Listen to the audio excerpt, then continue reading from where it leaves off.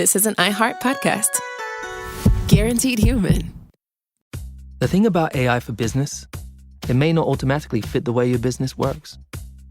At IBM, we've seen this firsthand.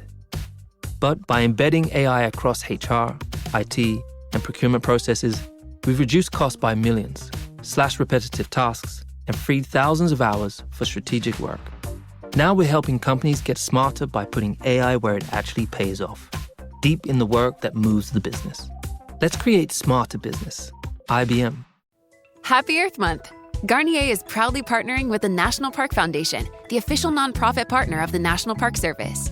Garnier's support of the National Park Foundation's Service Corps program is enabling young adults and veterans to help care for and enhance the national parks that we all love. Want to lend a hand? Explore Garnier's partnership with the National Park Foundation and learn how you can help support our national parks at garnierusa.com/NPF.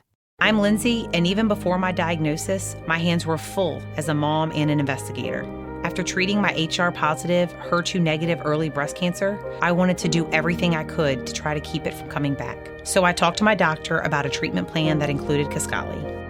Kisqali ribociclib's 200 milligram tablets with an aromatase inhibitor is for adults with HR-positive, HER2-negative, stage 2 or 3 early breast cancer with a high risk of coming back. Kisqali may cause serious skin reactions, liver problems, and low white blood cell counts that may result in serious infections. Life-threatening lung problems and abnormal heartbeats can occur. Your doctor should test your heart and blood before and during treatment. Tell your doctor if you have new or worsening cough, chest pain, or dizziness. Before taking Kisqali, tell your doctor all your medical conditions, medicines you take, and if you're breastfeeding, pregnant, or planning to be, as it can harm an unborn baby. Common side effects include nausea, headache, and tiredness. Lindsay is a real patient, compensated for her time. Learn more at Kisqali.com. Agents who are realtors do more than open doors. They analyze market trends, interest rates, comps. They can tell you about flood zones, mixed-use zones, and decode acronyms like HOA, APR, MLS. They connect you to lawyers, contractors, even Phil, the sewer scope guy. They negotiate, coordinate, advocate for you, close the deal with you, and hand the keys to you. They bring you home. Realtors are members of the National Association of Realtors, right by you. If all we're doing is always healing, are we living? Welcome to the Black Mother Wound Podcast, a production of the Black Effect Podcast Network and iHeartRadio, where we center the stories of Black women as we heal from the painful relationships with our mothers. Welcome back to the Black Mother Wound Podcast. I am your host, Jennifer Arnice. I hope you all are doing well. I'm glad to see y'all today. And guess what? I come bearing gifts. We are having a guest on the show today, and I am so excited because this is a brilliant sister I found on IG. You know, IG be having all the best people, right? And something I really loved about her, besides her confidence and the way she approached healing, it was how she was able to take complex topics and break them down into bite-sized, digestible bits without dumbing them down. You know what I mean? And I love how she was able to do that. And I think it just resonated so much with the mother wound work. And I thought it would be great to have her on to talk to you guys. So help me in welcoming Britnei Nicole. She's an author and a researcher studying the intersection of language, the nervous system, identity, and behavior. Y'all know this is going to be good because these are all the things that we get into. Hi, Britnei. Hi, Jennifer. I'm so excited to be here. Glad you're here too. And I'm a huge fan of the podcast myself too. So this is like super fun for me. That means a lot to me because, you know, I struggle with like, do people listen? Are they out there? And so to know that you listen to the podcast, I love that because I like the way your brain works. Thank you. So, yeah. So we're going to jump right in and we've got questions, but it's definitely going to be more of a conversation.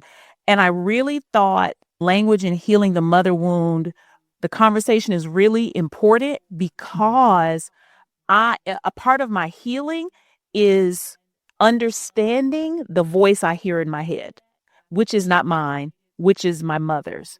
And that is language. Like these words that are happening at all times that are shaping me, shaping who I am, how I see the world, how I make decisions. And it's not random. And I think this is really a part of us getting into the weeds. I told y'all about that. We're going to really start to specifically look at like the practical things that we can do to dig deep into our healing, to not just know something is off, but how to shape it, right? But first, we're going to talk about how we got here, okay? So my first question, what I want to know is, how does language shape who we become? Like, how do the words that we hear growing up influence our identity and how we behave in the world? Yeah. So before I get into that, I want to touch on something you said earlier, which is about getting in the weeds and like the really practical aspect of healing. That's one of the reasons why I love language as a tool for that, because it is very practical. I'm speaking, you're speaking, like we're listening. These are accessible tools because it's just a matter of our own thinking that we can modify. And so to your question, I often use this metaphor of a mental garden. And I talk about beliefs as seeds that are planted in your garden. And then over time, those seeds, they grow from beliefs to habits, to behaviors, to lifestyles. And the language is what is the technology that creates these patterns of thought in our mind. And so if we're constantly thinking a certain way, we become a certain way. Our life becomes a certain thing, the kind of relationships that we keep in our life. It all starts with what is in our belief system. So language is like the technology that fuels that system. Okay, let me say that back again because I feel like I'm having an Oprah aha moment. So, because I like the word technology. Like, we look at technology like computers, but technology is a system. Yes, that's repeatable and that's predictable. exactly. Right? Yes. So language is the technology of our thought process. Right. Yeah. Which creates our belief process. So I would say it like language is, if your belief system is like a machine, language is the technology that runs that machine. Yeah. And then the belief system is what runs you and your life and the outcomes in your life. So the language are the building blocks. Completely. They're like the basic. They're like in science when they have what's the table? The periodic table? Periodic table. Yeah. I look at language like the periodic table. Yes, yes. And it all starts there. It's funny that you say that because I often treat language and the language that I use like I'm creating an experiment. And I do these things with my one-on-one clients in my groups, often called thought experiments. Because have you ever had that feeling of like somebody said something just the right way and your perception expanded? It's kind of like an experiment, like something just opened your mind neurochemically. And that is actually what's happening at a cellular level on the body. This is the part that the nervous system has to do with that, is when you're taking in new language and new ideas, your nervous system reacts to that. And sometimes that can be an expansion of perception.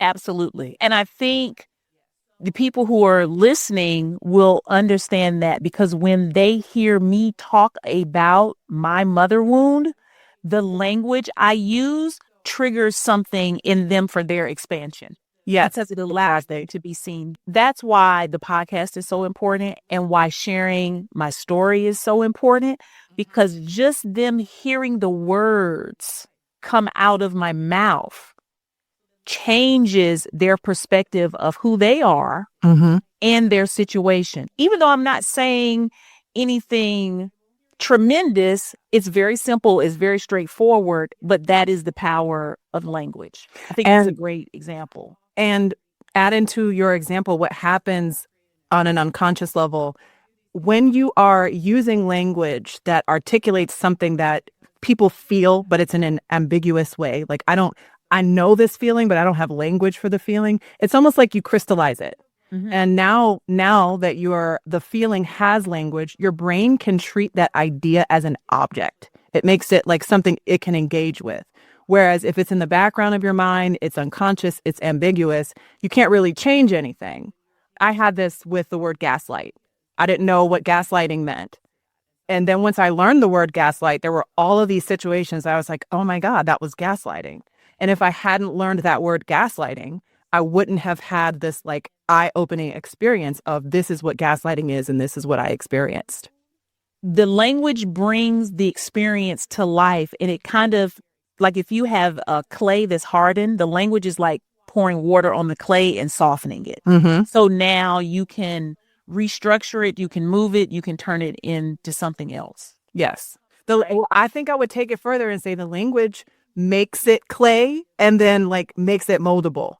Yes, absolutely. And we're on this because it's so important because there's a language loop going on in the heads of women with mother wounds and all types of trauma that they believe you don't have a control over it. Right.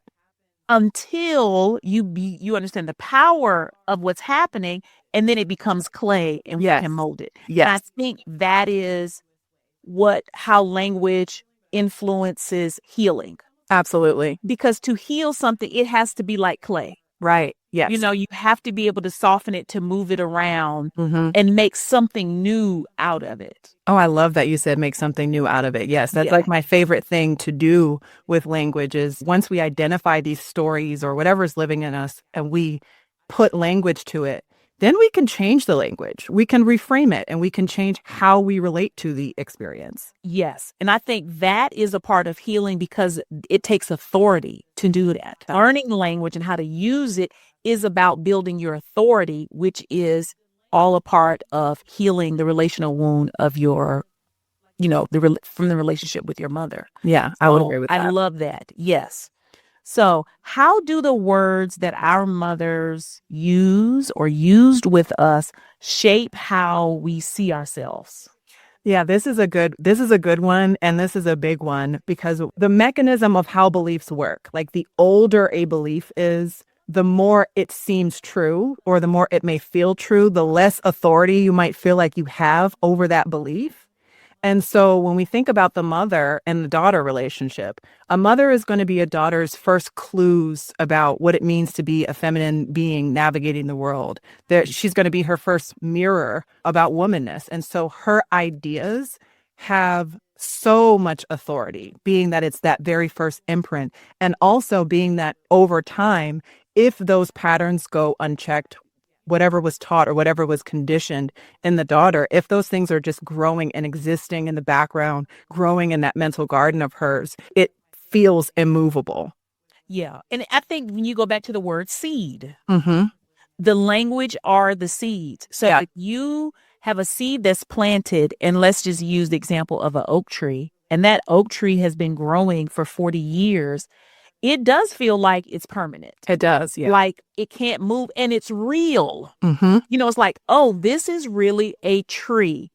And the tree does have benefits. I think that's where we can get tricked because it's like, oh, this thing that she taught me through language, there's truth to it, but it's also growing. There's a tree growing in the middle of my kitchen. Mm-hmm. Both of those things can be true. There are benefits to it. And then there are lots of connections that branch off, like that tree has branches. So this belief might have grown into aspects of her social life or aspects of how she navigates her career. And so to address that belief might mean addressing several different areas of her life, which older a belief is and the more it's like integrated into your life, the more difficult it can be to change it, but it's never impossible. I really like hearing that because it isn't impossible because you can chop a tree down. It's going to take a while, but you can chop it down. That's where sometimes my students and people who send me messages get upset because they're like, I'm still chopping this tree down. When will this tree be done? Yeah. So we're going to get into later in the conversation about what we can do, right? So when we talk about the impact of the language, how does the language impact the identity? It is language one of the biggest components of determining identity. Like the way someone speaks to you and the things they say to you. Is there anything else more important than language?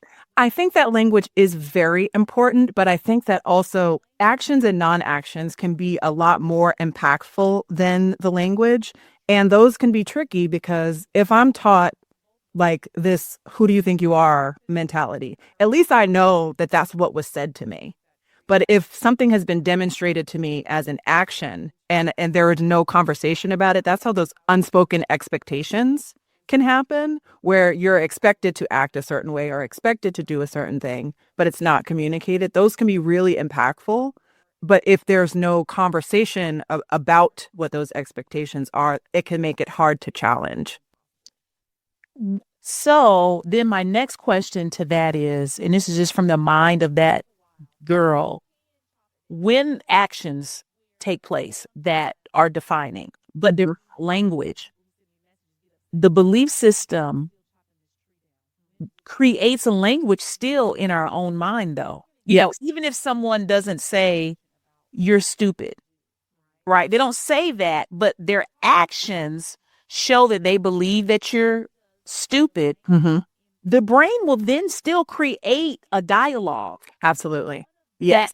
That marries what those actions are. Yes. And so that dialogue, when you're listening from inside of your body, those beliefs will sound like assumptions or they'll sound like observations. In your example, like if you, like you were saying, you know, you're not told you're stupid, you might just internalize, I'm stupid. And that is what you observed based on your environment. Well, based on the clues in this environment, I guess I'm stupid. And so that becomes a part of your identity. Eventually the language does develop, but it can start with like just being treated a certain way consistently. Right. And someone withholding positive language. Yes. You know, I think that's a really tricky thing. Even I think back on my childhood, it's like, well, I didn't say you weren't special. Mm-hmm. You withheld affirmation. Yeah, I would agree with that. I think that, and when you say tricky, that's my deduction as well. It's the what you didn't hear. I think in your growth and your healing, at a certain point, you get to the, okay, what were the things that I needed to hear that I didn't hear? And those I feel like are hard to identify. That's part of my journey now, is like figuring out what are the things that I needed to hear that I can give my inner child as an affirmation and as a gift now. That is good. That is very good, because I think I focus a lot on the same thing, because I'm trying to give her a new identity, and I have to do that. That's why I always tell my students, talk to her. Yes. What do you need? Tell her that you're sorry. Tell her that it's not her fault. Tell her that she's important. Literally tell her. Like, ask her, even asking the question, what do you need? And then somebody was like, oh, what I need is important. Yes, even me inquiring about you means you have to, you have authority over how you feel, and you can express it to me in a safe space. Even in that, how we learn to talk to each other, I think is really important. Yeah. That's so healing.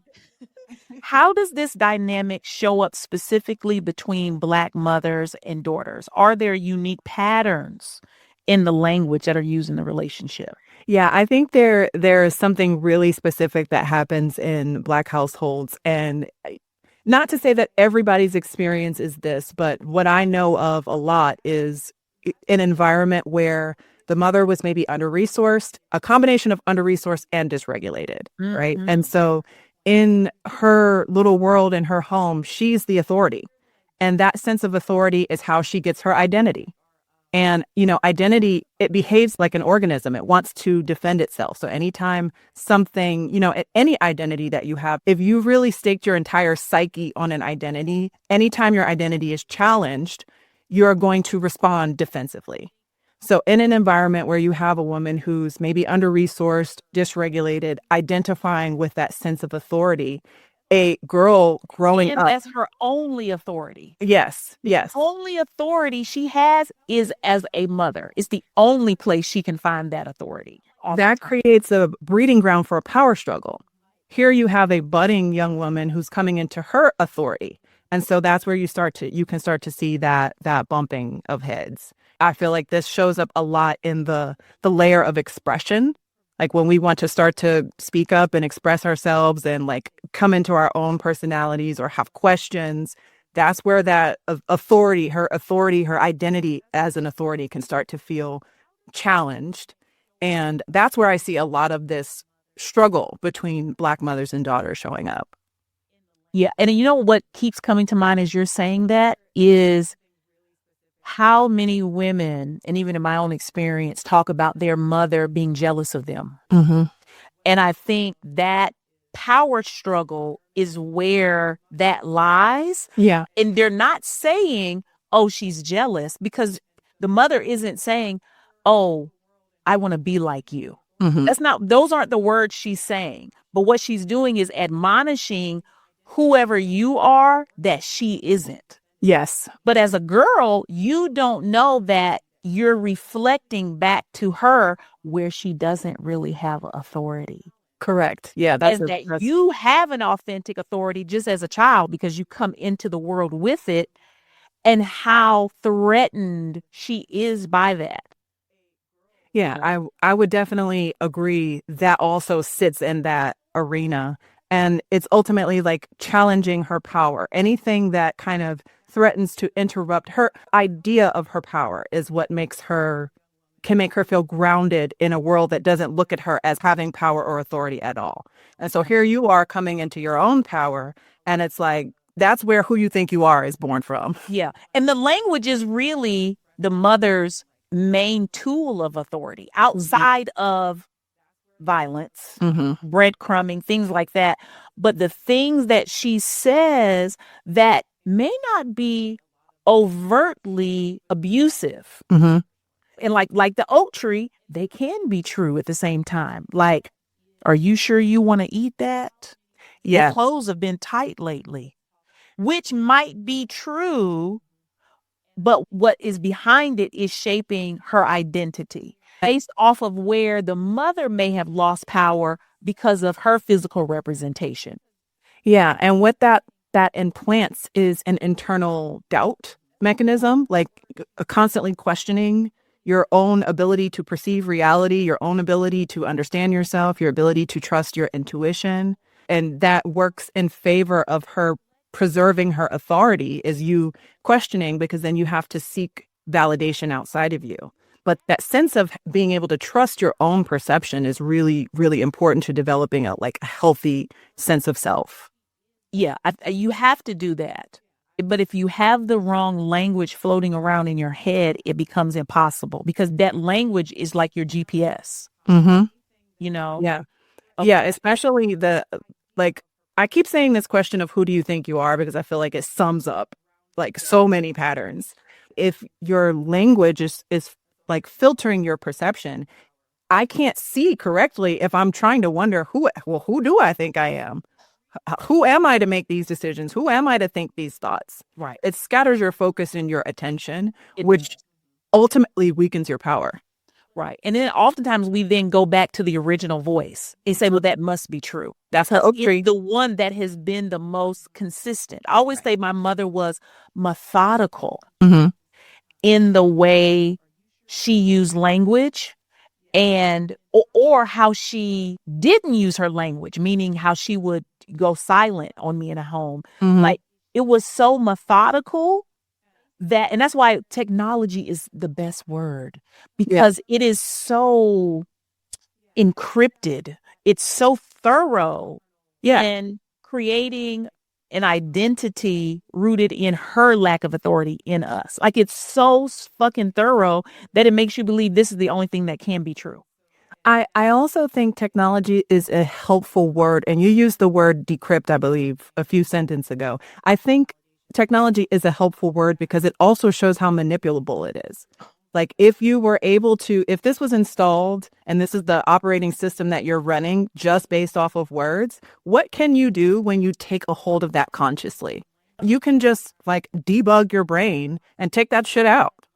It is really a program. And that's really what I want us to understand here, is that it's a program. I always use like when you have a phone and you update your phone. It is a program. And I want people to know that. I can't tell you it's going to be easy, because sometimes that's what y'all want from me. I can't see that. But it is a program. Yeah, I wouldn't say it's easy. I will say it gets easier. It does get easier. Once you start to realize, you mean I can actually take control of my thoughts and decide what I think and change them. Yeah. You build a muscle for that. And you see it in small ways. It's like, oh, well, let me try it over here. Yes. Oh, let me try it. Would they say that hot sauce put this shit on everything? And literally, I've done it so many times for myself that as soon as a thought comes up that I don't want, I'm like, oh, we're changing that. Let's just go ahead and uninstall this now. And literally, I can change my perspective in an hour if I need to. Okay, we're going to get to that. Hold that. Okay. That's part 3, because I need it. So it's just. Let's talk about it. Okay. In and out. Okay, so let me get, okay. Yeah. 2%. That is the number of people who take the stairs when there is also an escalator available. I'm Michael Easter, and on my podcast, 2%, I break down the science of mental toughness, fitness, and building resilience in our strange modern world. I'll be speaking with writers, researchers, and other health and fitness experts, and more, to look past the impractical and way too complex pseudoscience that dominates the wellness industry. We really believe that seed oils were inherently inflammatory. We got it wrong. Many of the problems that we are freaked out about in the world are the result of stress. Put yourself through some hardships, and you will come out on the other side a happier, more fulfilled, healthier person. Listen to 2%, that's TWO%, on the iHeartRadio app, Apple Podcasts, or wherever you get your podcasts. I feel like it was a little bit unbelievable until I really started making money. It's Financial Literacy Month, and the podcast Eating While Broke is bringing real conversations about money, growth, and building your future. This month, hear from top streamer Zoe Spencer and venture capitalist Lakeisha Landrum-Pierre as they share their journeys from starting out to leveling up. If I'm outside with my parents and they're seeing all these people come up to me for pictures, it's like, what? Today now, obviously, it's like 100%. They believe everything. But at first, it was just like, you got to go get a real job. There's an economic component to communities thriving. If there's not enough money and entrepreneurship happening in communities, they fail. And what I mean by fail is they don't have money to pay for food. They cannot feed their kids. They do not have homes. Communities don't work unless there's money flowing through them. Listen to Eating While Broke from the Black Effect Podcast Network on the iHeartRadio app, Apple Podcasts, or wherever you get your podcasts. You can have opinions. You can have like a strong stance. And then there's your body having its own program. I'm Dr. Maya Shankar, a cognitive scientist and host of the podcast, A Slight Change of Plans, a show about who we are and who we become when life makes other plans. We share stories and scientific insights to help us all better navigate these periods of turbulence and transformation. There is one finding that is consistent, and that is that our resilience rests on our relationships.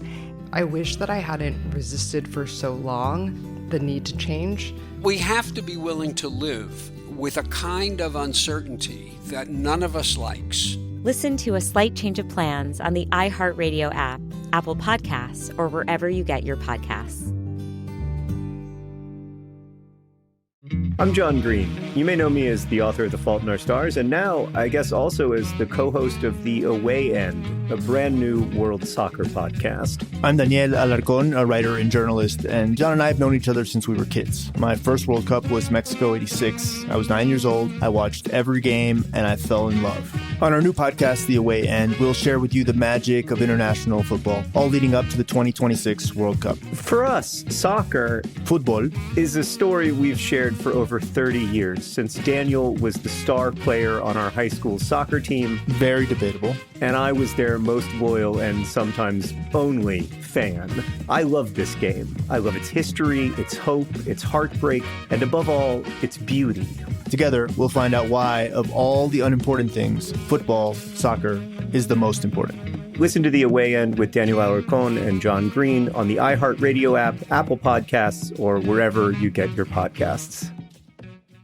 Now, this is really about understanding how language impacts us. Mhm. What beliefs about the world get passed down through the way Black mothers talk to their daughters? There are a lot. I often think about, like, we were talking about the oak tree, right? There's the tertiary beliefs, the beliefs that are on the branches. But I like to go down to the root. And if there's a root belief, I would say it is that life is made of suffering. And when that's what you see, and that's what your mother has seen and your grandmother has seen, and that's just the collective perspective, you don't know that that also is a program. And it takes someone saying, actually, that's not true, and kind of living in that for you to get a glimpse of it. But I do think, like, just imagine if your mother, her mother, and everybody else's mother chipped away at that generation after generation after generation. We stop passing down the belief that life is made of suffering. What does the future generation look like? So I think that's a really, really important one.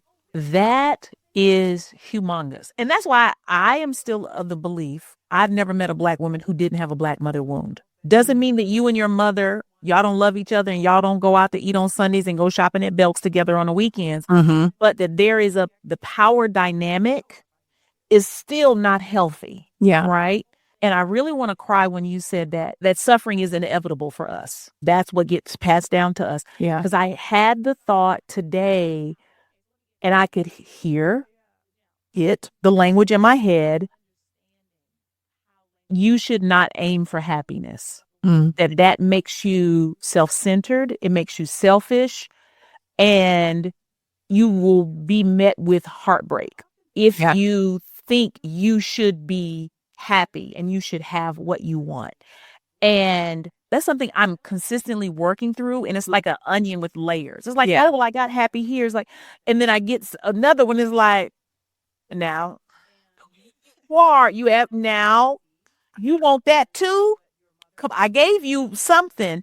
And it is, I feel sad for myself. I feel sad for the little girl in me that she believes that. Yeah. Yeah. I think that's the really hard part. And that's what makes the mother wound a generational wound, because suffering is a part of the human experience for Black women coming through chattel slavery and Jim Crow and segregation. Like, that was true. And that's why I always talk about how we have to update parenting, because we are still parenting like we're in slavery, and it's this very traditional colonialized parenting. Yeah. Where to keep your child safe, you need to limit the belief they have on themselves. Yeah. Because if it's the 1940s and you're a Black girl and you go out there all smart and inquisitive and bright and talented, you liable to get kidnapped, hung, killed.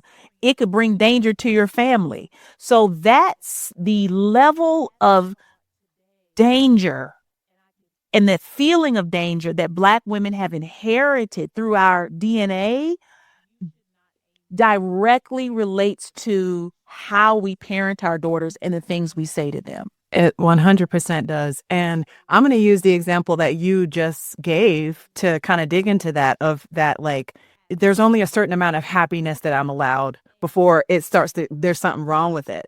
And that also is a protective effort on your brain of being like, well, you haven't been able to get past this threshold before without there being repercussions. So I'm going to send out a message to all your cells to say, like, we don't want her doing this because that's dangerous.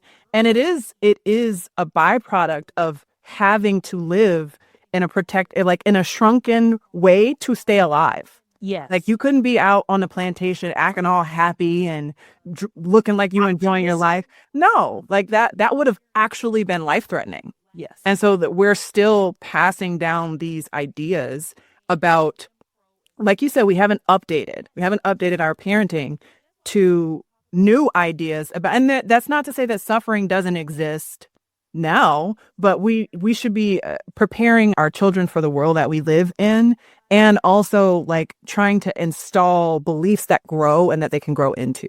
Right. Absolutely. No, I totally agree. I look at it as a difference between having a house phone and having a cell phone, an iPhone. And then also where I say giving grace and still accountability, but to update that is to go from you talking on a rotary phone to being able to FaceTime somebody on your phone. Yeah. And I like that. And how the possibility of that now exists. That's what I'm always trying to remind myself. Like, you're not a rotary phone. You're an iPhone 16 Pro Max.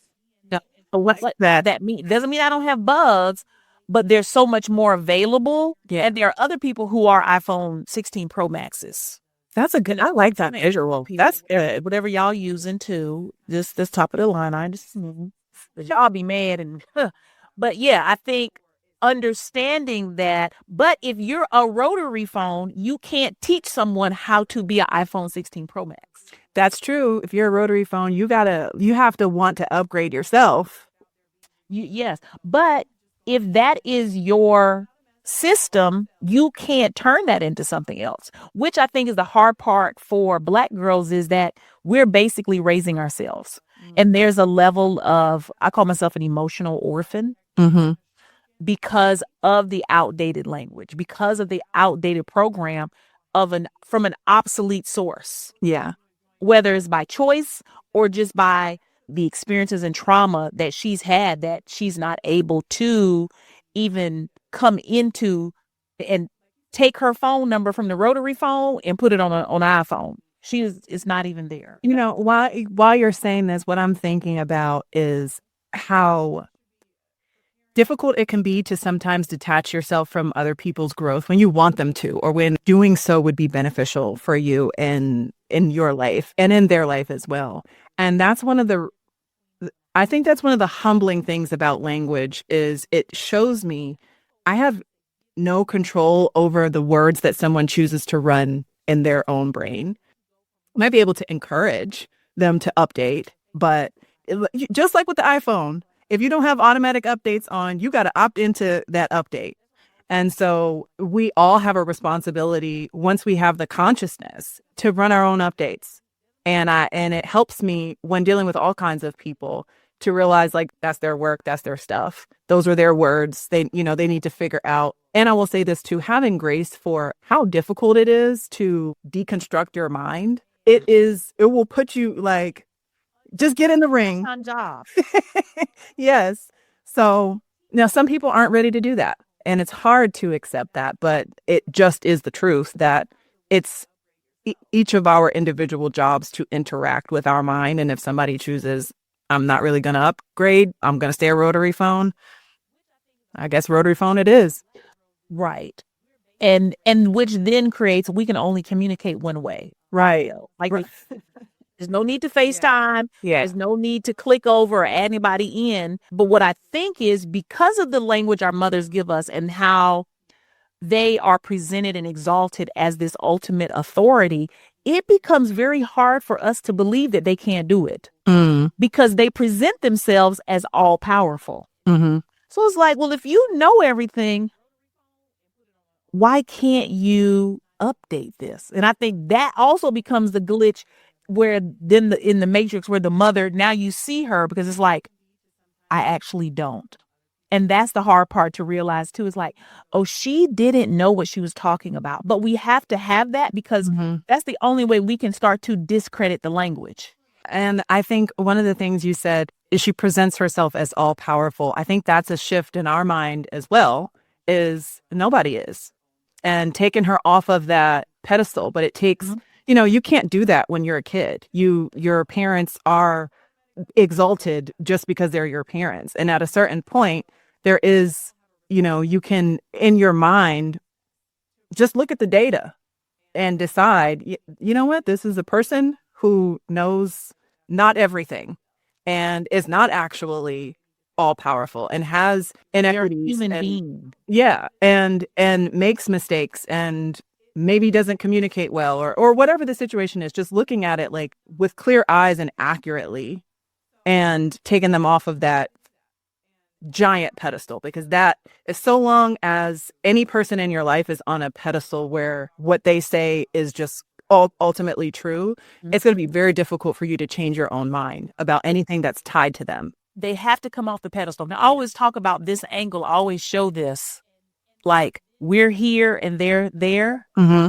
But as we gain autonomy, we can then see eye to eye. That's what I always like. They have to come off the pedestal. Yes. Because really, the pedestal is for our benefit. And it's an objectification of her. Mm-hmm. Because for her to be perfect, she can't be herself. Mm-hmm. And the only way you all can have an honest, vulnerable connection is if she's able to be herself. So she can't do both. Yeah. And I think sometimes that's where the Black mother gets stuck in the chrysalis.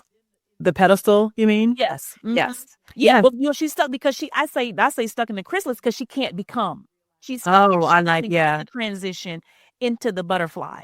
And that is her. And we begin to then worship in her in that space. But she don't even want to be in there because she's like, I can't move. I can't live. I can't, do anything, which then causes the lashing out. As you're saying that, a thought that came to my mind was, I feel like if we're imagining a healthier future with daughters and mothers, I think an important ingredient is the mother being willing to be seen imperfectly. Because like you said, if you're on that pedestal, then you have to perform. And that gives you no room to actually be learning, actually make mistakes, to apologize when, it's time to apologize. And so that the need for you to be a woman, a mother who makes mistakes is what's going to be required to have a real authentic relationship. Otherwise, everybody's playing a role and everybody's pretending. Yeah. And the hard part is that when you are a rotary phone, or I always say, like, my mother was born in 1946, a 1946 Chevrolet, it can only do so much because the way we communicate, we're on a highway. You live in Atlanta. We're on 75. We're on 285. We're going 90 in the left lane. And what we're saying to her is, you got to get on the highway because that's where that's the technology of who we are. And she's got this 1946 Chevrolet with no power steering. How does she even do that? And then that's where it's like, she does become like a child. And I'm saying this because I want you all to understand, if you are dealing with that, it's a way you can now see how there's a glitch in the technology of the language you've been told by her. Because a lot of us hold on and we revere our mother so much that we also revere her language. But if you can see her in this way, you can kind of loosen up how the things that she has said about you, how they impact you. And you can say, that doesn't make any sense. I can start to plant a new seed. I can now update the technology. But you've got to be able to see her like that, because if not, you're going to believe everything that she's always said to you.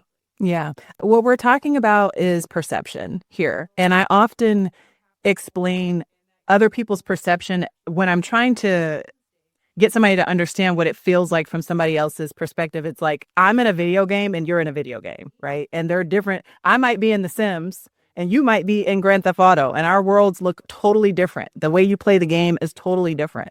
And I think the growing up, the healing part for the daughter is recognizing that your mother is operating from her perceptive mechanism, and everything that she taught you was from that lens. And it's just a lens. It's not the only lens. It may be your lens. It may not be your lens, but you get to decide. Yes, absolutely. Yes. What kind of language do many daughters not hear growing up from their mothers? And how does the absence of those words shape their behavior and self-worth? I'm thinking about rest a lot with this question, which is, and this is something that I've seen in my lineage for sure. All of the women are ambitious, hardworking, get shit done, cannot take a break, cannot take a nap. You got to earn your rest. And even if you've earned it, you still don't take it. And so I feel like there is not enough conversation that prioritizes rest, pleasure, and joy as like essential ingredients to life. Not a thing that you earn Not a thing that you go on vacation and do once a month, but like a vitamin that you need to feel like whole in your being. Yeah.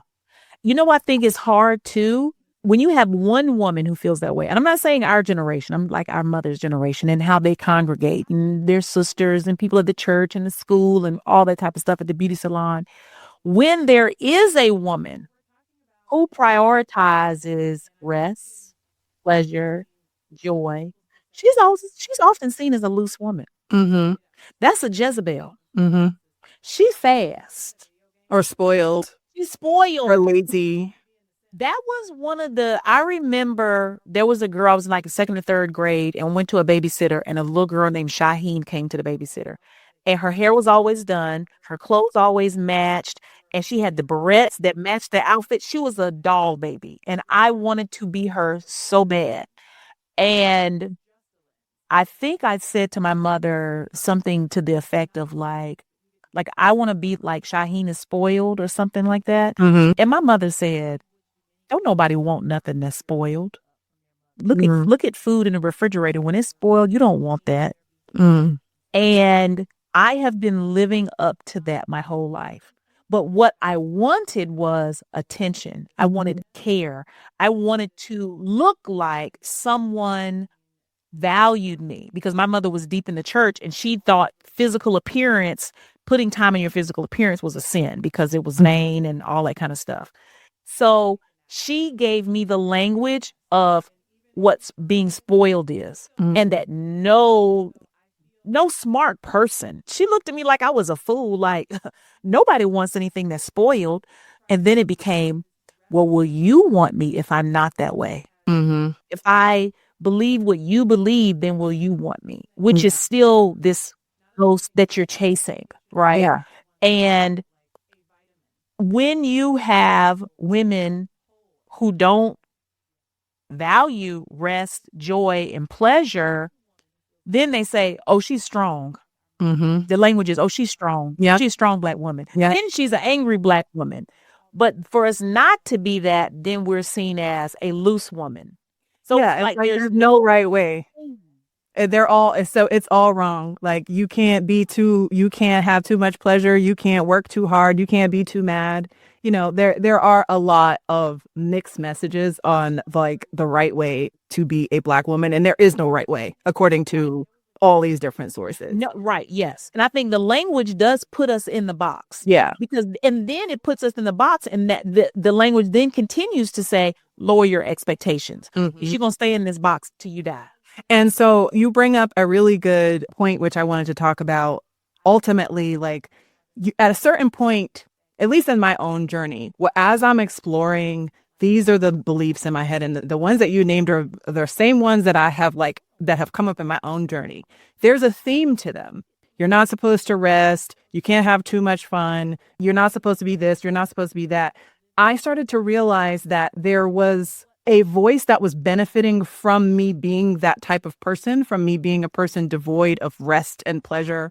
And that are the systems that are societal systems, patriarchy. And these are actually I really think the conversation, yes, there's the individual level, there's the dynamic between the mother and the daughter, but the systems that are in place are like the strongest reinforcers of these beliefs. And this is why sometimes you feel like you got it out and then it comes back, because our environment are training us consciously and unconsciously on these ideas of working yourself to death for the system. Yes. Which is where then we feel like we get valued and we get rewarded. Mm-hmm. It's like a hamster wheel. Like you got to burn yourself out, and then you get a little pellet. And then you get a pellet. But I think for us, we were trained that is how you get the pellet. Yes. And we were trained that there's nothing more than the pellet. If you get the pellet, you good. You good. And if you want more than the pellet, something wrong with you. You're spoiled. Yes. Yes. So there's a lot to mentally challenge here. And I think a good way of letting all the shit come up is what's your relationship with pleasure like? Because if you are having a hard time incorporating pleasure in your life, that's where the discomfort is going to show up. Yeah. And confronting that discomfort is That's where the juice is, if you ask me. How does someone start to then adjust their language if they want more pleasure and joy and rest in their life? I think the very first thing is, how do you feel about having needs? Like, before we can even get to pleasure requires you to hold a sensation of goodness in your body. If your body has been trained under this idea, you don't deserve goodness. You have to earn goodness, and even then you only get a pellet. You're not ready for pleasure, and that's okay. You got to start where you are. So starting at the base would be, do I know what my needs are? Do I feel comfortable having my needs met? Do I feel vulnerable having needs? And chances are you probably do. You probably do feel vulnerable having needs. That's where we start. And it's funny you say that because it sounds simple, but I'm always telling my students and clients, did you eat? Did you drink? Did you shit? Did you bathe? I do the same thing. The same thing, because these that's where shame hides at the most basic level. And these very simple signals and cues that your body are giving you, once you start to tune into that, you can start to hear your body. Years ago, I was having extreme panic attacks. And that actually was my introduction into being able to listen to my body, because I had to pay attention to what I was eating, how it like surged my energy or didn't. And so it's these little bodily cues. Once you start to know them and pick up on your own rhythm, then you can expand into pleasure and how much pleasure, and, you know, expand your areas of life. But if you can't be in your body, then you can't hold that yet. So the work is really like just being in your body in the most simplest of ways, the most honest of ways. And creating a language around, what do I need? Yes. And then telling ourselves, you have permission to answer honestly. Oh, yeah, that's good. You know, that's good. Oh, I do? Yes. You have permission to put your need before someone else's. And it doesn't make you a bad friend, sister, mother, or anything like that. I think it is really, all of this stuff is simple, but it's like, really? I thought I had to like create, you know, have a dinosaur come through or something like that. It's like, no, it's very simple. And how you would talk to a 2-year-old or a 3-year-old. Did you eat today? Yeah. How was food today? Yeah. And language, even using the language on ourselves in a gentle way, can also be very triggering. And I think that's why some people steer away from it also, because it brings up so much sorrow and overwhelming. Even for me, it's like, oh, I had never had anybody care before. And like the realization of being 51 and like, nobody ever really cared, having to deal with the grief of that. Like all of that comes, you know what I mean? That's one of the branches on that oak tree. But then understanding how powerful the language is, because then you continue to come back. I'm getting excited. It's okay that you're overwhelmed. Yeah. You know, it's like this constant consoling of myself with real words. Y'all are not understanding. I mean, with real words, not with the idea, oh, I just said it in my head. Me moving my lips. It's okay that you're overwhelmed. 2%. That is the number of people who take the stairs when there is also an escalator available. I'm Michael Easter, and on my podcast, 2%, I break down the science of mental toughness, fitness, and building resilience in our strange modern world. I'll be speaking with writers, researchers, and other health and fitness experts, and more, to look past the impractical and way too complex pseudoscience that dominates the wellness industry. We really believe that seed oils were inherently inflammatory. We got it wrong. Many of the problems that we are freaked out about in the world are the result of stress. Put yourself through some hardships, and you will come out on the other side a happier, more fulfilled, healthier person.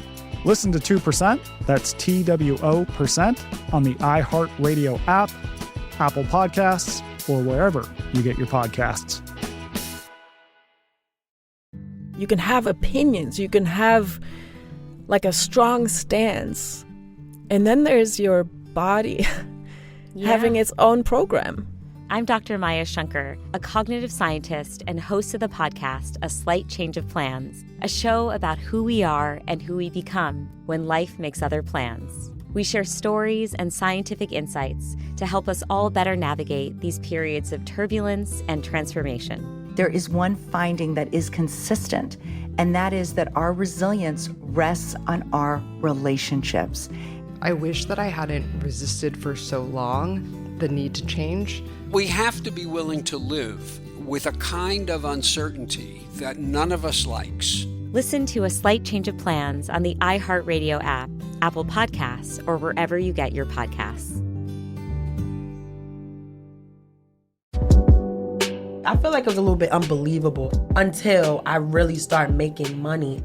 It's Financial Literacy Month, and the podcast Eating While Broke is bringing real conversations about money, growth, and building your future. This month, hear from top streamer Zoe Spencer and venture capitalist Lakeisha Landrum-Pierre as they share their journeys from starting out to leveling up. If I'm outside with my parents and they're seeing all these people come up to me for pictures, it's like, what? Today now, obviously, it's like 100%. They believe everything, but at first it was just like, you gotta go get a real job. There's an economic component to communities thriving. If there's not enough money and entrepreneurship happening in communities, they fail. And what I mean by fail is they don't have money to pay for food, they cannot feed their kids, they do not have homes. Communities don't work unless there's money flowing through them. Listen to Eating While Broke from the Black Effect Podcast Network on the iHeartRadio app, Apple Podcasts, or wherever you get your podcasts. I'm John Green. You may know me as the author of The Fault in Our Stars, and now, I guess, also as the co-host of The Away End, a brand new world soccer podcast. I'm Daniel Alarcón, a writer and journalist, and John and I have known each other since we were kids. My first World Cup was Mexico '86. I was 9 years old. I watched every game, and I fell in love. On our new podcast, The Away End, we'll share with you the magic of international football, all leading up to the 2026 World Cup. For us, soccer, football, is a story we've shared for over 30 years, since Daniel was the star player on our high school soccer team. Very debatable. And I was their most loyal and sometimes only fan. I love this game. I love its history, its hope, its heartbreak, and above all, its beauty. Together, we'll find out why, of all the unimportant things, football, soccer, is the most important. Listen to The Away End with Daniel Alarcón and John Green on the iHeartRadio app, Apple Podcasts, or wherever you get your podcasts. I'm going to share how I use words in my own practice because You want that. Really, you are to have a relationship with yourself. Like you are to experience your presence like you are a person you are in a relationship with. Yes. And the more you can do that, the more like rich your relationship with yourself is, the more you learn about yourself, the more you can console yourself through those moments. And for me, the best practice for that has been journaling. And that's my safe space. Like how you were saying, I have permission to tell myself the truth. I can't remember how you worded it. It was beautiful the way you worded it. But if there's no other safe space in the world, the conversation that you have with yourself should be your safe space. And that might mean sometimes I get on camera and talk to myself and record my thoughts. Sometimes I'm writing my thoughts down in my notebook.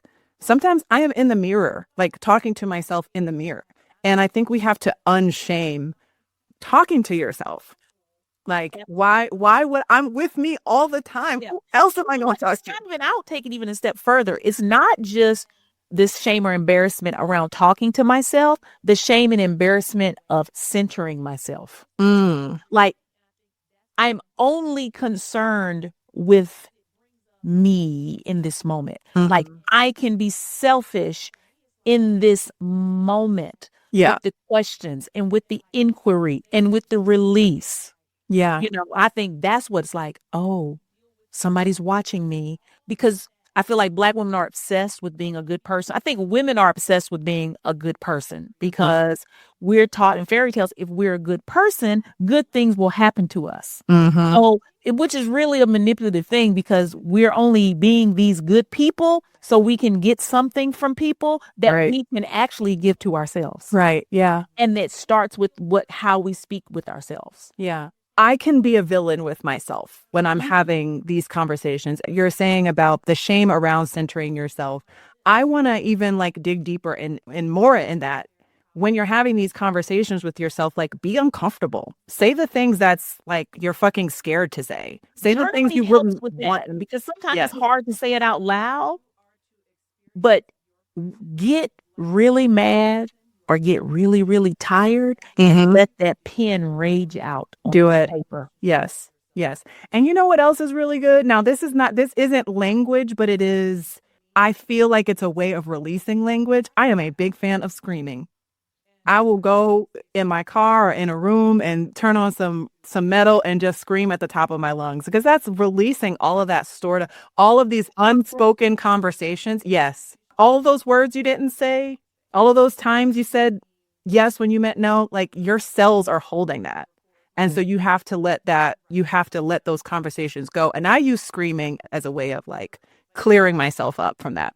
I love screaming. And for everybody here who is like, oh, I would like to scream, but you have to allow yourself to be uncomfortable with yourself.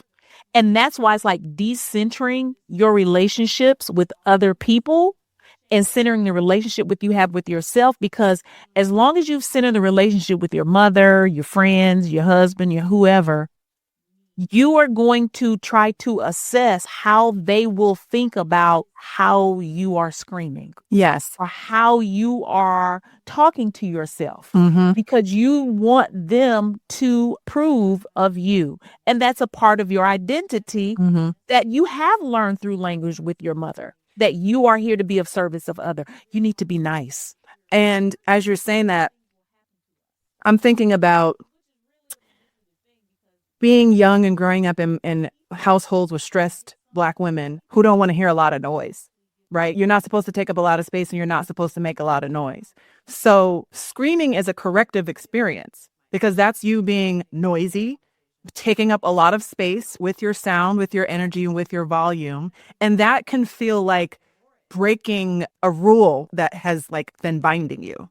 I want to cry, because that be quiet, them being under-resourced and dysregulated, and their need for silence, and your voice being an enemy to them. And the only way they can have rest is if I'm stifled. Yeah. That hit me in my chest, because I grew up in a house where my mother was very quiet. It was like there was no room to talk, to laugh, to play the TV loud, like nothing. It was going to send her over the edge. So we ended up walking on eggshells. It's kind of like when you have a muscle that you're not using and it atrophies. And this muscle of expression becomes atrophied, because you have to, in that environment, you have to be quiet, you have to shrink, you have to navigate around the authority in that space. And then that's not just our experience in our homes, that's our experience when we go to work, that's our experience out in the world. And so that ability to express anything, you don't develop a skill for that, you don't develop competence with that. You know, there's the language and the redoing the way you think your thoughts and the way you organize your mind. But then the next piece is like letting that come out and developing that expression muscle. You have to exercise the expression muscle. Screaming, journaling, even being playful and being creative are ways you can start. Is like an entryway to start to loosen it up. Walking, dancing, when I mean it's like letting your body go. These are expressive ways that then start to build. For me, it has like helped me build safety in using my voice. Like, how do I build up to the voice? Yeah. Right. Yeah. A few years ago, when I was just starting my coaching business, I decided I was going to take an improv comedy class because I wanted to get better at speaking extemporaneously. I used to not be able to like have conversations with people without crying. I had to work a lot on my communication ability. And so I think of it now as like reps. If you want to strengthen that expression muscle, you get reps, you get stronger. That's where your confidence comes from. Confidence really comes from competence. And so the more you practice expressing, even if you're not like directly thinking, I'm working on my expression muscle because of my trauma, you're just doing it. You can do it in fun ways. You can do it in, professional ways. The more you practice that skill, the more comfortable you get with it. Yeah. And that in and of itself also helps to regulate your nervous system because new experiences help you to regulate. Yeah. Though it's like a twofer. It is a twofer. It's a twofer. So let's talk about when a woman, she has the voice in her head, right? It's like, how does she begin to separate the critical voice that her mother planted in her? How does she separate that from her true voice? How does she come to know the difference? I'm glad you said come to know. You have to develop discernment. And I don't think the first step is differentiating the critical voice from the authentic voice. I think the first step is spending time with the critical voice, like recognizing when it happens. It's almost like if you have a critical thought, just sit with the thought for a moment and then notice what sensations am I experiencing in my body as I'm having this thought. It's not, whenever you are changing your thoughts is kind of like taking care of a baby. Like you got to be real gradual with it.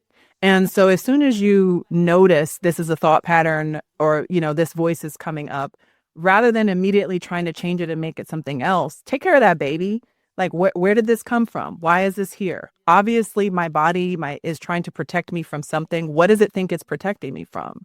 And as you spend time with that part of yourself that thinks it's protecting you, you got to update the report because, you're not in an environment anymore, or you may not be in an environment anymore where that is what's required to keep you safe. But if you have not had that dialogue with your body, it doesn't know that. It knows what it's observed. It knows what it can predict. And so I would say your first step to changing your relationship with that critical voice is kind of owning it and integrating it. Like, this is my brain is trying to protect me from this circumstance. Thank you. I appreciate that my body is working for me like that. But we have different skills now. Our environment is different now. And it sounds kind of oversimplified to say that you can use breath for this, but breath is how you communicate to your body that you're safe. Because if you probably ain't safe. You working out or you doing something where energy is required, where you need to be in motion. But if you can goal in mind. Yeah, if you can breathe through when that critical thought comes up and communicate to yourself, okay, this is old information. I'm okay. I don't need to think this way anymore. I don't need to operate this way anymore. You can shed those beliefs gradually. And I think that is a lot more loving and nourishing to the nervous system to let those beliefs expire than it is to like attack them and make, and attack your inner critic. It's sustainable. It's more sustainable. Yes. And, all parts of you, they're yours. So even if this part needs to be retrained, you want to parent it with love, not with you're broken and I need to fix you. Yeah. Ooh, that part. Because it's like being able to be the observer is what I'm hearing. Mm-hmm. And I tell my students and clients, there's an adult version of you. And then there's a child version. I want you to, in your mind, separate the two. Because the way you would talk to yourself is not how you would talk to the 6-year-old you. Mm-hmm. And I get pushback. It's like, well, how do I separate her? I'm like, I want you to imagine a child. I've even gone as far as like, get a teddy bear, get a doll baby. Mm-hmm. And that becomes that childhood identity. And how would you treat her? How would you talk to her? Right? And so even more, how would you talk to her? How has she been talking to herself? Because really, that's what's happening. How is she talking to herself? Mm-hmm. And then for me, it is about that being able to sit with the critical thought. Yeah. Without judgment, because we're met with so much judgment. Right. Right. But to be able to sit with that, I don't think anybody will ever love me. Okay.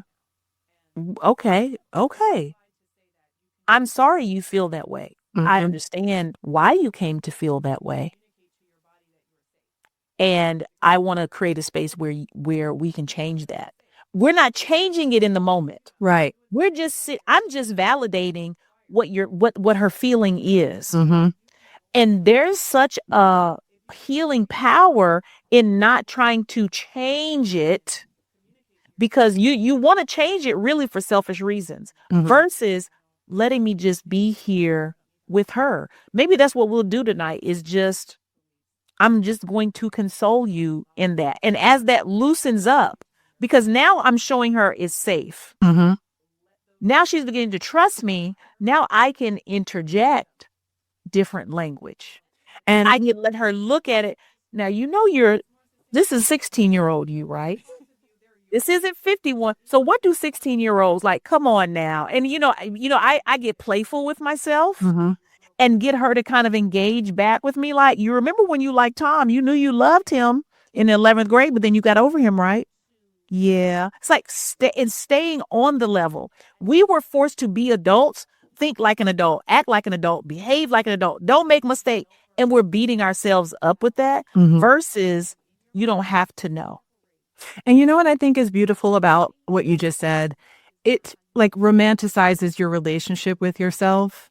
And instead of it feeling like this healing that you got to get accomplished, of course we want to heal. But if all we're doing is always healing, are we living?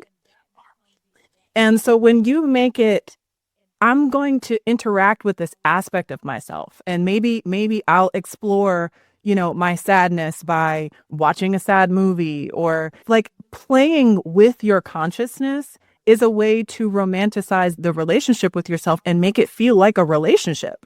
It is a relationship. It is. Absolutely dictates how I then talk to myself. It dictates everything. It literally is a relationship.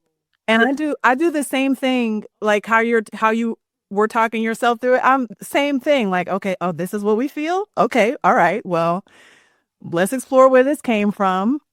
And sometimes I'll just go down memory lane, and often I will find the exact memory that like was the onset of the belief or whatever it is I'm working through. And I'm like, wow, we were holding on to this for a long time. And you have to be able to, for your little girl to give you access to go down memory lane, she has to relax. Yeah. She has to feel safe. And you have to be tender with her. And you can only do that with your language. Yes. You can, even in the tone in which you speak to her. This concept we have, like, stop all that crying. What you crying for? It's over. It's actually not over, sis. It's actually not over, because it's still in present moment for her. This 6-year-old, 12-year-old, 17-year-old. It's still present moment. So when you're telling her, I would say I was the prey. Now I'm the predator to my own inner child, because now I'm telling her that ain't nothing to be crying about. Get over it. Yeah. So what is the healing then? Because I'm going to go over here and take a pottery class, but I'm still trying to give you things. I'm going to give you a good job. I'm going to go shopping with you. I'm going to get our hair. Like, we're going to put a mask over all of that, and that will make me feel better. When actually you are sending a message that how I feel doesn't matter, which is what I've always been told, that what I feel doesn't matter. And you have to begin to change it with the language. That's why it does feel like an oversimplification, because this is not about a manicure or a pedicure. These are about just words. Yeah. Out of your mouth. They're very powerful. Yes. Words are power. Words are energy. You said tone. That's so important too, because that could be something that we didn't really experience, is that kind of being spoken to in a gentle tone. Because you're parentified, you have to take on adult roles or adult responsibilities. This is an opportunity for you to give yourself that back. I think my focus is really like integration more than just healing. Because for me, integration is like, I'm taking everything that's me, shadow, all of it. I'm taking everything that's me, and I'm making it mine, and I'm making it okay that it's mine. Yes. Like, I feel grief sometimes. That's okay. I feel pissed off sometimes. That's okay. I feel needy sometimes. Feel That's regret okay. sometimes. Yeah. I feel rage. Yes. Right. No, I think that's very important to be able to create the space of like, okay, this is how I feel. And integration, because we're going to talk about healing. I was like, if you get shot, that bullet wound heals, but there's still a scar. And sometimes when it rains, you got your joint is a little tough. Healing doesn't mean it never happened. I want to go back to before. Right. And I really need people to understand that. Like, there are certain things about me because of my trauma that's always going to be there. I'm always going to be an aggressive ass bitch. Love it. I love conflict. I like to fight. I know that I can't do that, and I've learned how to de-escalate, but I do understand there is a beast in me. I have that. I have that too. My upbringing has definitely, I got a monster. People think I'm a librarian. And she's so sweet. I love her. I love my monster. And it's kind of like, if you bring her out, dog, you asked for it.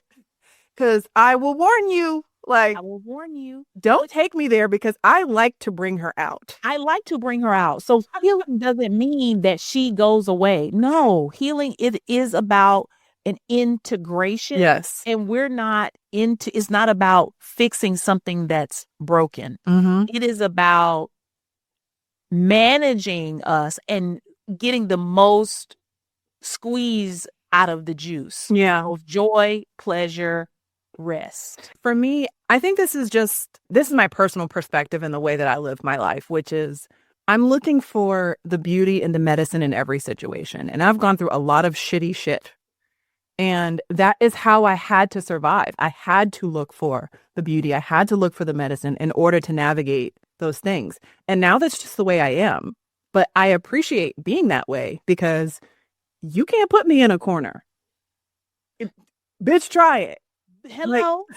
There will be. There are benefits to what we picked, the environment we came from, if you know how to utilize them. Any environment, I know I have the competence now and the experience to know whatever environment I'm put in, whatever situation I am put in, I'm coming the fuck out on top. Period. And I think that integrating, that's me saying, yes, I've gone through these things. Yes, I've had, trauma and this and that, but I'm not letting that be my story. I'm taking the words that I'm using and the way that I'm thinking my thoughts, and I'm deciding that this is fuel for a strong woman, a dynamic woman. I have range. I have texture. And that is, you can tell yourself whatever story you want to tell yourself, even regardless of the things that you have gone through. It can be challenging. Like, I didn't just do this overnight, but I think it's really important to be the person who defines what your narrative is in your own mind. Yeah. You're being an alchemist. Yes. Yes. Yeah. I love that. I love it. Okay. This is my last question of the day. Okay. If you could give every Black woman listening one sentence she deserved to hear growing up but maybe didn't, what would it be? I'm going to say, and this is coming from a perspective of like, I want this passed down from generation to generation, which is, you can put down what's not yours. You can put down what's not yours. How we know what's not ours? It takes some time, I think, I'll speak for myself.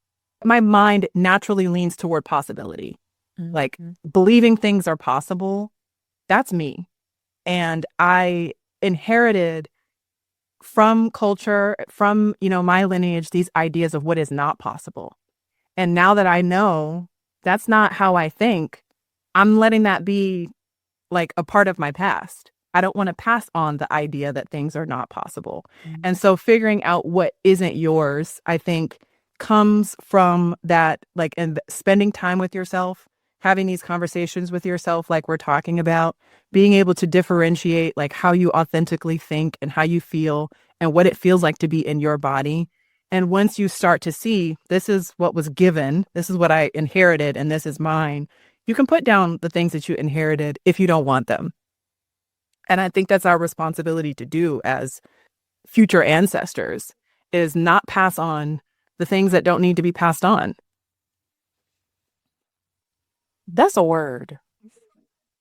Because it's not like how you can frame it, not only putting down, I can put down what's not mine, but I can teach for further generations to put down what's not theirs. And when I put it down in my own life, I don't pass it down.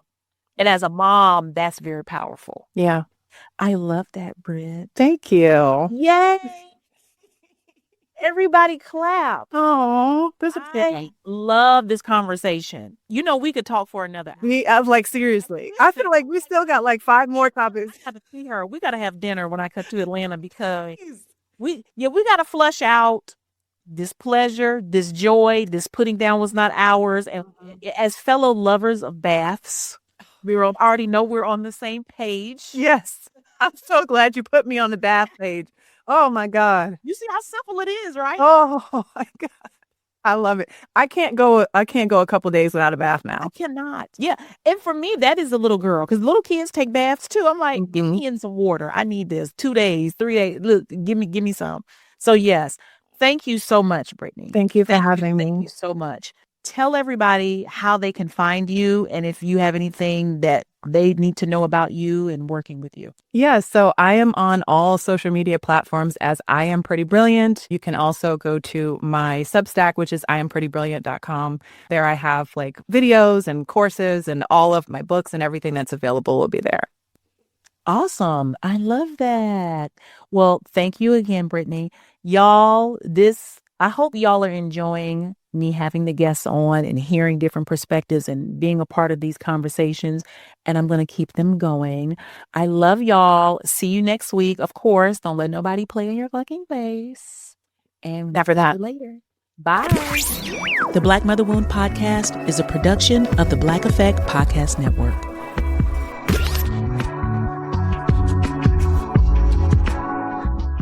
%.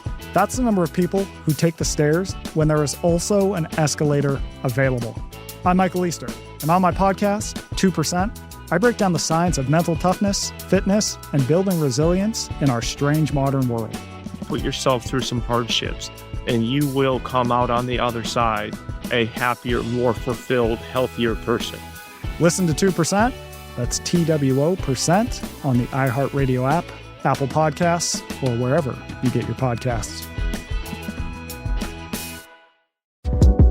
It's Financial Literacy Month, and the podcast Eating While Broke is bringing real conversations about money, growth, and building your future.